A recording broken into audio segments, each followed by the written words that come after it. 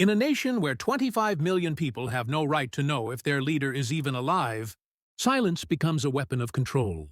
While we freely debate our government's health transparency, North Koreans face execution for merely questioning official narratives. Today's story reveals how information blackouts aren't just about one man's health. They're about a system that denies basic truth to an entire population. This is what happens when the right to know simply doesn't exist. If these stories matter to you, please subscribe and hit the notification bell. Your support helps us bring these untold stories to light. Together we can be a voice for those who cannot speak. Rumors about Kim Jong-un's death have surfaced again. But just days ago, North Korean media showed him visiting the Kumsusan Palace with his daughter, Kim Joo-a, on New Year's Day. Many people said, "Here we go again, just another false alarm." Still, questions about his health persisted. And as always, the body double theory followed. People paused the footage, compared frame by frame. Why won't these comparisons stop, even after he's been seen in public? Why do these doubts linger instead of fading away? Health concerns about Kim Jong-un aren't new. Every few years, sometimes multiple times in a year, similar rumors circulate. In the past, when he didn't appear in public, people speculated about his health. Days later, he'd reappear, and the suspicions would fade. But this time felt different. People reacted faster. Word spread that he'd been absent from public view for an unusually long time. That itself wasn't new. He'd disappeared for weeks, sometimes nearly a month before. But this time, the timing and context drew more attention. Around that same period, photos and videos from North Korea seemed off. Odd camera angles, low resolution. Some said the lighting looked unnatural. Others felt the expressions and positioning of people around him seemed awkward. Sure, it could have been technical issues, poor filming conditions, simple editing mistakes. But when these details overlapped with his absence, people began to suspect intent. Why now? Past absences usually passed quietly. He'd reappear after a few days, and people moved on. Explanations like busy schedule or internal events worked fine. But this time, the pattern seemed broken. The longer the silence, the greater the public interest. And the more interest grew, the more questions followed. The context of the footage drew particular scrutiny. Which event was it? Who else was there? When was it actually filmed? Information felt vague. North Korean media released reports as usual. But people started noticing what was missing. Dates weren't clear. Key figures appeared in unusual positions. Some even pointed out the season didn't match. These small gaps became fuel for doubt. Nothing was confirmed. No official statement from North Korean authorities. No way to verify from the outside. Yet people kept saying, "This time feels different." Not just an absence, but the elements surrounding it all seemed misaligned. And that misalignment led to a different kind of question. Before, it was, when will he show up again? Now it became, is he really okay? And further still, are we actually looking at recent footage? Silence, absence, footage, all three overlapped. The timing felt strangely synchronized. Too many things happening at once to call it coincidence. Would this just pass like before? In North Korea, the health of the supreme leader wasn't just a personal matter. It was tied directly to the entire system. The moment the word sick surfaced, people instinctively grew uneasy. Look back at Kim Il-sung's era. When he didn't appear in public, people quietly wondered what happened. But health issues were almost never mentioned officially. Whether he was sick, what was wrong, that information stayed hidden. Same with Kim Jong-il. When stroke rumors circulated in 2008, authorities stayed silent for a long time. Why? Admitting the leader was sick felt like exposing a weakness in the system. In North Korea's structure, the supreme leader wasn't just a ruler. He was the axis holding everything together. Any sign that axis was shaking would heighten internal tension, so health issues were always addressed late and cautiously. Sometimes mentioned only after recovery, briefly managed health, or not mentioned at all. People had no choice but to guess within that silence. The problem? Silence bred more suspicion. Without official statements, people imagined worst-case scenarios first. Was he just tired and resting? Or was something seriously wrong? No way to tell. Without confirmation, imagination grew. And as imagination grew, so did the rumors. Especially notable whenever sick came up. Other rumors followed. Health concerns led to power shift theories. succession discussions, and internal instability claims. Like pulling one thread unravels. Others, health rumors always became the starting point for larger anxieties. This pattern repeated in the past. When Kim Jong-il wasn't seen publicly, people didn't just think, "Is he sick?" They asked, "Is power shifting? Is something happening internally?" One health question expanded into doubts about the entire system. So is the same structure at work with Kim Jong-un?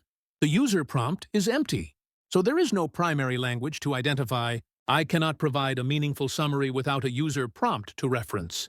I need to continue translating while maintaining the natural flow and following all the guidelines. Let me continue with the body double section and subsequent parts.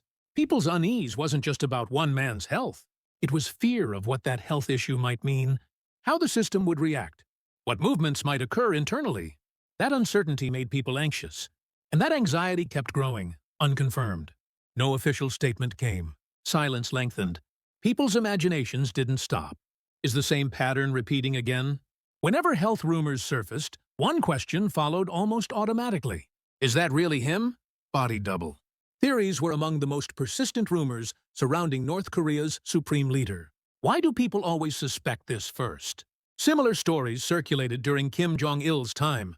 After the 2008 stroke rumors, when he reappeared in public, people examined his appearance closely. His face looked different, some said. His gait wasn't the same. Even his ear shape seemed off, they claimed. Of course, there was no way to confirm. Just comparing videos and photos, guessing.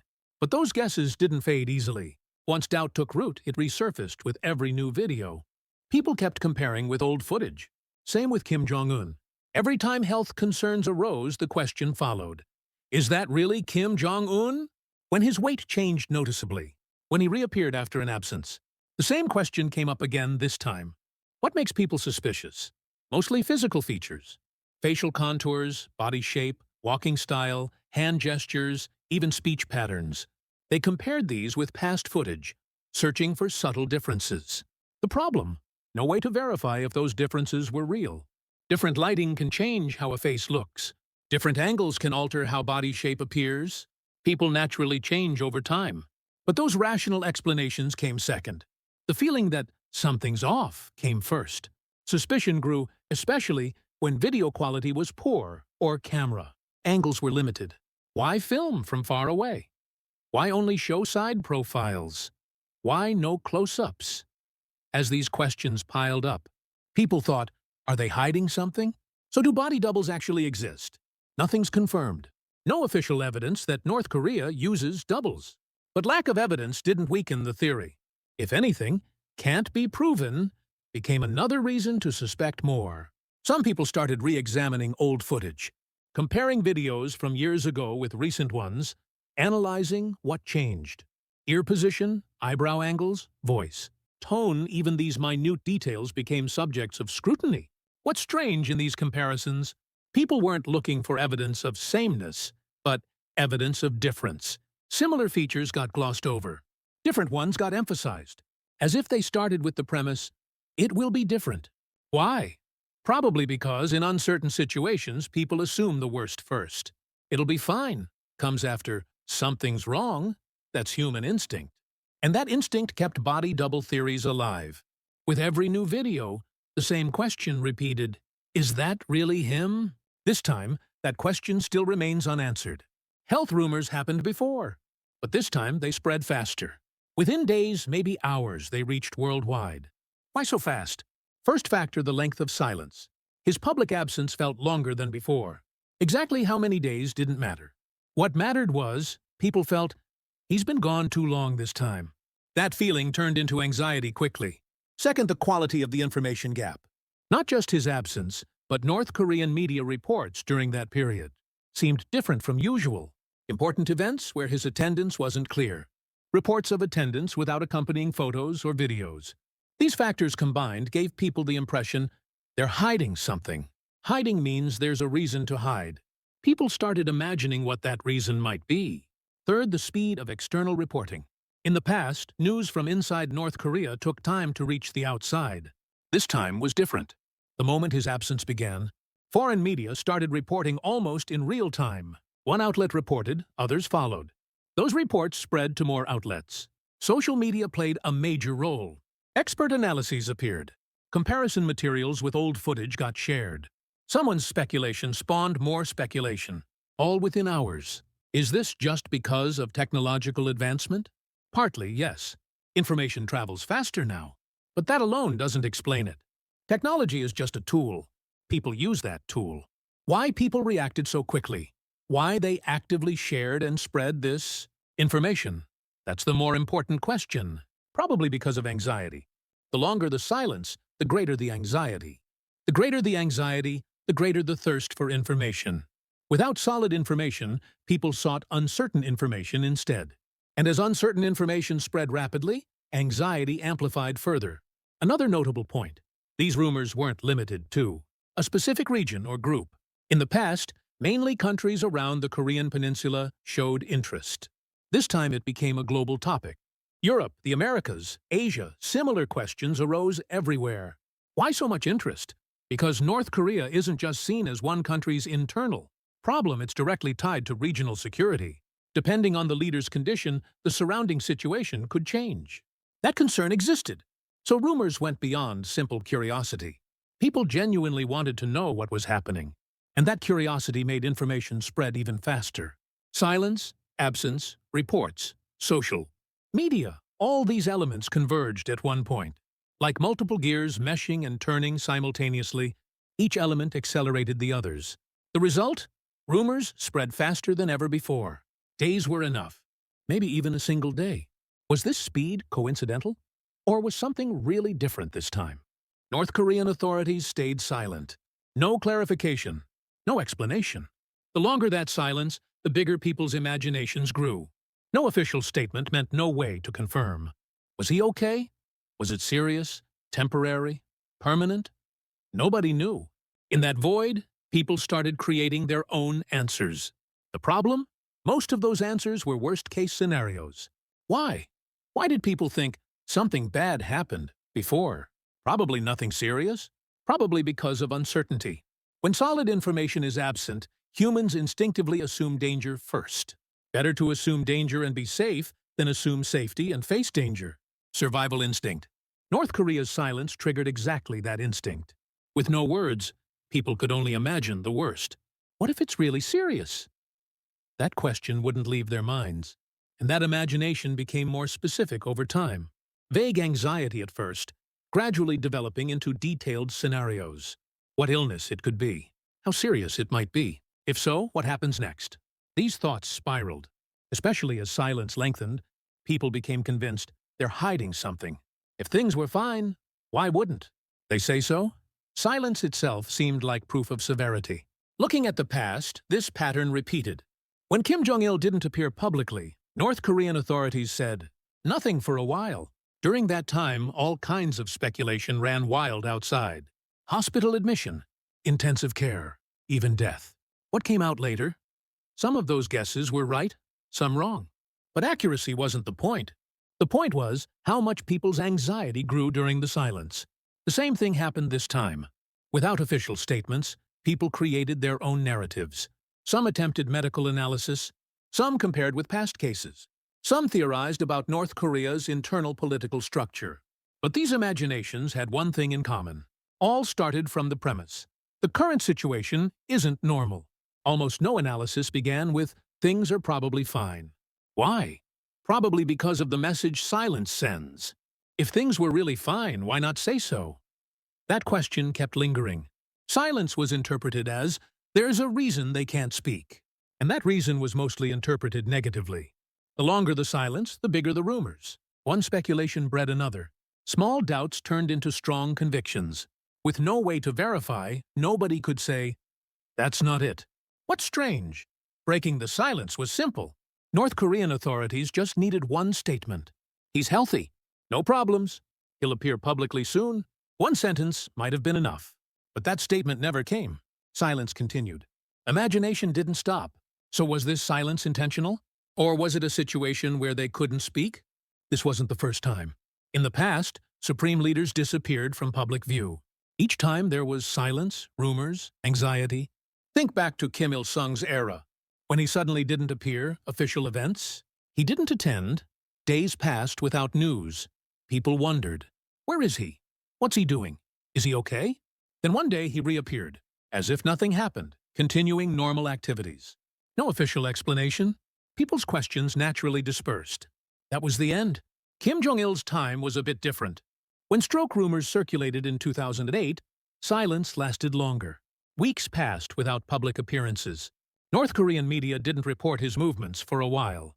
Outside speculation ran wild. Eventually he appeared, but he looked somewhat different. His gait wasn't the same. His face seemed slightly swollen, but North Korean authorities gave no explanation. Just the message, normal activities continue. People looked at him and made their own judgments. Some thought, he's recovered. Others saw, not completely yet. But eventually, this issue faded with time too. Looking at past patterns, silence always ended. Long or short, he eventually reappeared. Questions naturally resolved, at least on the surface. So, will this time end the same way? Some similarities with the past were clear. Silence, rumors, people anxious. The pattern was identical. But differences existed too. The speed rumors spread, the intensity of reactions, the level of external interest. These were different from before. Especially notable in the past, when silence ended, people mostly moved on with, well, these things happen. But this time, could people move on so easily? Too much suspicion had accumulated. Too many questions raised. Past silence was resolved by time. Days passed, weeks passed. He reappeared. That was enough. People stopped asking. North Korea stopped explaining. Quietly wrapped up. But can time resolve this again? The length of silence wasn't the only issue. The context silence began in the way silence continued. People's eyes watching the silence all seemed different from before. In the past, there was faith that waiting works. Eventually, he'd reappear and everything would settle. But this time, that faith wasn't as strong as before. Why? Probably because of repetition. When the same thing repeats several times, people learn the pattern. They think, this'll end like before. But simultaneously, the doubt, what if this time is different, also grows. Past experience was double-edged. On one hand, it gave reassurance. Things will be fine. On the other, it planted wariness. Someday, something might really happen. So people recalled the past, while not letting go of the possibility, this time might be different. It could end like before, or it could end differently. Silence continued. Would it end like the past, or would this time be different? Nobody knew yet, and that uncertainty was the greatest anxiety. When people feel something's off, what exactly are they looking at to make that judgment? Mostly visible elements, facial expressions in photos, walking style in videos, frequency of public appearances, tone and speed when speaking. These became criteria for judgment. The problem? How reliable were these criteria? Take one photo. People tried to read a lot from facial expressions. Is the smile natural? Are the eyes the same as usual? What's the tension in facial muscles? But a photo captures just one instant. Can that instant represent the whole? Same with videos. If walking seems slower than usual, is that a sign of health problems? Or just fatigue? If clothes look loose, did he lose weight? Or was that always his style? Appearance frequency was also an ambiguous standard. Not showing up often in public, does that mean something's wrong? Or just a busy internal schedule? In the past, he'd been absent for a while, then reappeared. Nothing was wrong then. Speech patterns and voice became subjects of observation too. Speaking slower than usual, unclear pronunciation, voice lacking strength. When these changes were detected, people tried to find meaning in them. But what's strange, watching the same footage, people's judgments diverged. Some said, looks normal. Others felt, something's different. Same material, opposite conclusions. Why? Probably because of the observer's preconceptions. Someone already thinking, there's a problem, looks for signs of problems. Conversely, someone believing things are fine focuses more on normal aspects. Same data, different interpretations depending on who's looking. More complex when trying to judge by combining these elements. If facial expression seems fine, but walking seems odd, if voice sounds strong, but appearance frequency decreased, which should you trust more? People assigned their own weights. Some valued video most, some trusted appearance frequency more. Each person's trusted criteria differed. So conclusions differed too. Especially subtle changes were problematic. Clear differences make judgment easy. But cases that are maybe slightly different but not sure, people felt confused. Is this really a change? Or am I looking too closely? Some compared with old footage, placing his appearance from years ago next to now, trying to find what changed. Facial contours, body shape, hairstyle, even hand size.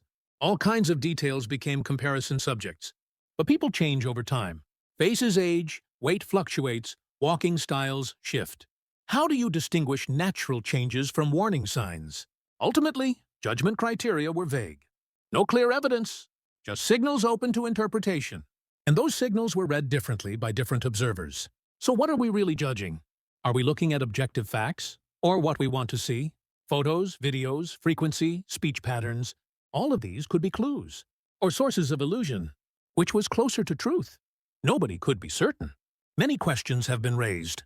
Length of silence, context of footage, body double theories, speed of rumor spread, people's reactions. Each became material for suspicion. But nothing's confirmed. No official statement from North Korean authorities. No way to verify from outside. All we have are guesses. Looking at photos, analyzing videos, comparing with the past, each person, reaching their own conclusions. So what were all these suspicions about? Did we perhaps start looking for evidence with the conclusion? This time is different, already in mind? Did we want to confirm difference, so we only emphasize differences? Or was something really different this time? Similar things happened in the past. Silence, rumors, anxious people. Then with time, he'd reappear. Everything settled, at least on the surface. This could happen again. He might suddenly appear in public one day, continue activities as usual. Then all current suspicions would remain just worries that didn't pan out. But the opposite could be true too. The problem? We can't know until the outcome arrives. Whether past patterns repeat, or this time is genuinely different, nobody can guarantee either way. So people can only keep watching, waiting for the next video, checking the next report, watching when the silence ends. And what if the same silence repeats next time? Will we have the same suspicions then? Or will we just shrug it off as, here we go again?